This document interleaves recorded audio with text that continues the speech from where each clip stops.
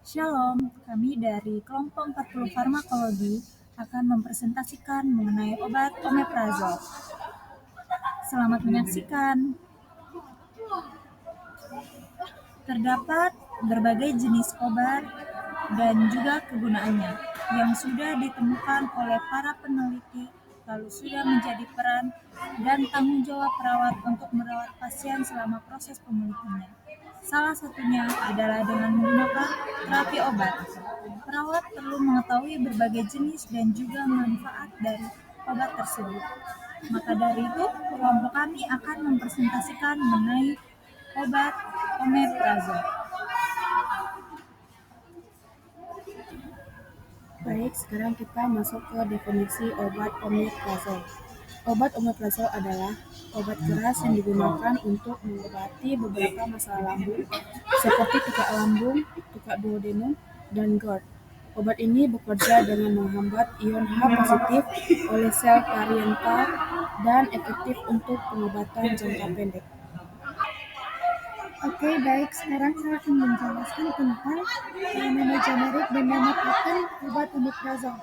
Nama generik obat omeprazol adalah omeprazol. Sedangkan nama patennya yaitu Ozid, Tramadol, Reducet, Inhibon, Sorocit, Lanesat, Lokat, Merset, dan Omet. Berikut adalah gambar sediaan dari omeprazol.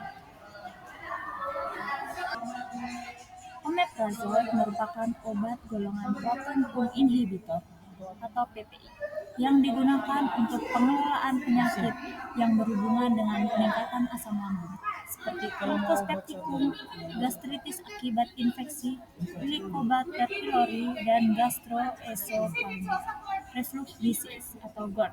Omeprazol yang merupakan obat golongan PPI memiliki keunggulan dibandingkan dengan obat penurun asam lain dalam segi toleransinya, keamanan, serta kemampuan menghambat asam.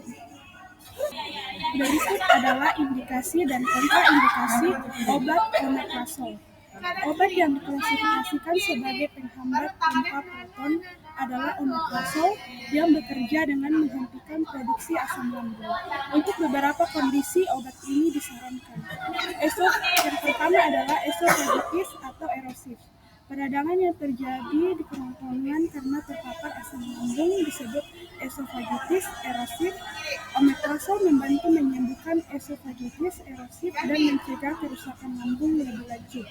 Yang kedua adalah tukak lambung dan duodenum. Omeprazol dapat menyembuhkan penyakit lambung dan duodenum yang terjadi karena terlalu banyak asam lambung atau karena penggunaan obat antiinflamasi non-steroid. Selain itu, obat ini juga membantu mencegah kekambuhan tukak peptik. Yang ketiga adalah sindrom Schwinger-Ellison. Omeprazol membantu pasien dengan sindrom Schwinger-Ellison yang mengalami peningkatan produksi asam lambung. Yang keempat adalah penyakit reflux gastroesophageal atau GERD, sembelit regurgitasi asam lambung dan sensasi terbakar di dada adalah gejala GERD. Omeprazol membantu mengobati GERD erosif dan non-erosif serta mencegah penyembuhan dalam jangka panjang. Berikut adalah kontraindikasi omeprazol. Yang pertama adalah kontraindikasi PPI atau omeprazol mencakup pasien yang diketahui hipersensitif terhadap golongan obat tersebut. Yang kedua, penggunaannya memerlukan kehati-hatian pada pasien dengan penyakit hati berat. Yang ketiga, pada orang atau pasien gangguan ginjal berat, dosis obat ini perlu dikurangi. Dan yang keempat adalah ibu hamil dan menyusui. Omeprazol memiliki efek samping juga. Secara umum, obat ini mampu menimbulkan beberapa efek samping sebagai berikut.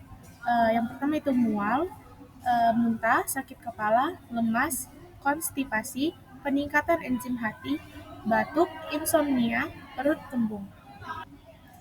Oke, selanjutnya kita masuk dalam farmakodinamik. Farmakodinamik adalah studi atau pelajaran tentang bagaimana obat mempengaruhi tubuh. Ini mencakup mekanisme aksi obat.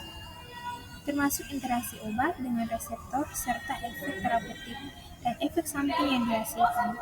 Ada beberapa komponen utama, yaitu yang pertama reseptor dan target obat, di mana molekul atau struktur seluler yang menjadi target aksi obat.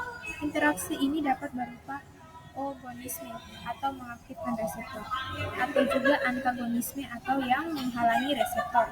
Yang kedua yaitu mekanisme aksi, cara di mana obat menghasilkan efeknya, termasuk jalur biokimia dan molekuler yang terlibat. Dan yang ketiga, efek terapeutik, efek yang diinginkan dari obat untuk mengobati kondisi medis tertentu.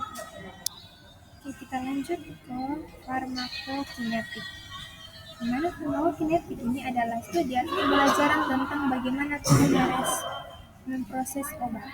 Ini mencakup penyerapan, distribusi, metabolisme, dan ekskresi obat, yang termasuk dalam komponen utama antara lain yang pertama absorpsi atau penyerapan, di mana proses di mana obat memasuki aliran darah dari tempat pemberian. Faktor yang mempengaruhi termasuk bentuk sediaan obat, rute pemberian obat, dan sifat kimia obat.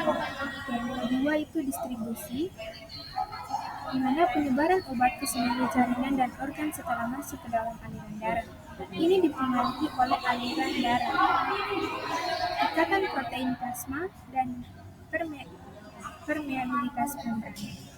Yang ketiga yaitu metabolisme, proses biokimia yang mengubah obat menjadi bentuk aktif atau tidak aktif.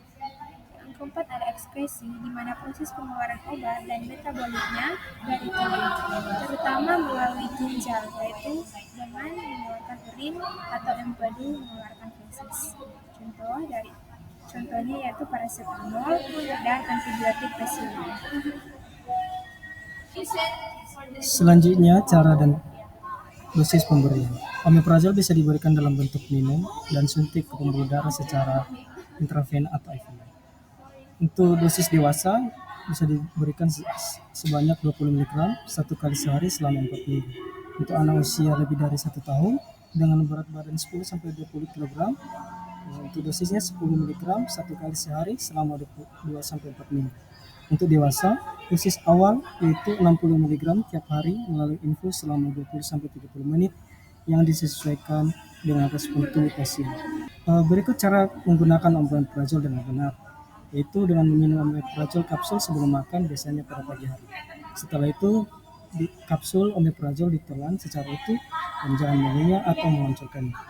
Jika kesulitan menelan, larutkan isi kapsul dengan sesendok makanan lunak.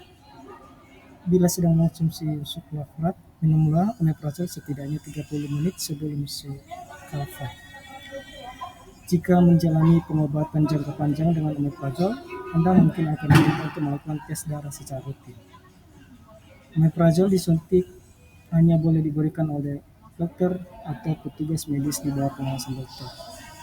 Dan jangan lupa menyimpan omeprazol di tempat suhu ruangan dan terhindar dari paparan sinar matahari langsung.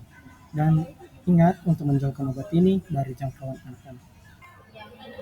Selanjutnya, nursing consideration atau pertimbangan keperawatan adalah berbagai aspek yang harus diperhatikan oleh perawat saat merawat pasien, terutama ketika pasien menerima pengobatan atau terapi tertentu. Ini termasuk langkah-langkah pemantauan, edukasi, dan intervensi yang bertujuan untuk memastikan keselamatan, efektivitas, dan kenyamanan pasien. Hal-hal yang harus dipertimbangkan saat pemberian obat omeprazol pada pasien yaitu yang pertama adalah evaluasi kondisi pasien. Sebelum kita memberikan obat, kita harus memeriksa kondisi pasien terlebih dahulu. Ini tuh termasuk riwayat medis pasien, riwayat penggunaan obat, dan kondisi kesehatan saat ini. Lalu yang kedua ada memahami pasien, yaitu kita memberitahukan tujuan pengobatan omeprazol ini, dosis yang diresepkan, dan efek samping juga. Lalu kita juga harus memberikan instruksi penggunaan obat yang tepat. Lalu yang ketiga ada interaksi obat. Interaksi obat itu kita memeriksa apakah ada potensi terjadinya interaksi obat omeprazol dan obat lain, karena obat omeprazol ini dapat mempengaruhi penyerapan obat lain, terutama obat yang membutuhkan kondisi asam di lambung untuk diserap dengan baik.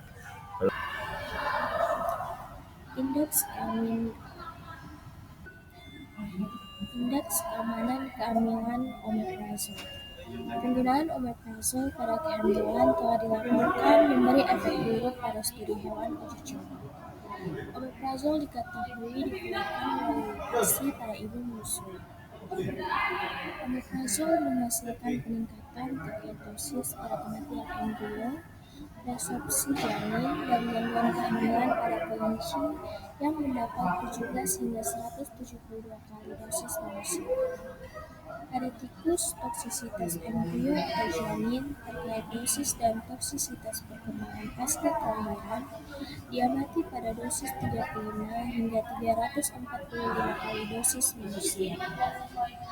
Omeprazol kerap digunakan dalam pengelolaan ulkus bertekun, isolasi lambung karena obat anti-inflamasi non-steroid, sindrom Zollinger-Ellison, dan infeksi H. pylori. Yang berikutnya, pencegahan khusus berikutnya yaitu pada pasien dengan gangguan fungsi hati. Pada pasien ini perlu menggunakan omeprazol dengan hati-hati. Pasien dengan gangguan fungsi hati perlu saran dari dokter agar dokter dapat menyesuaikan dosisnya. Berikut merupakan referensi. Sekian dari kelompok kami. Terima kasih.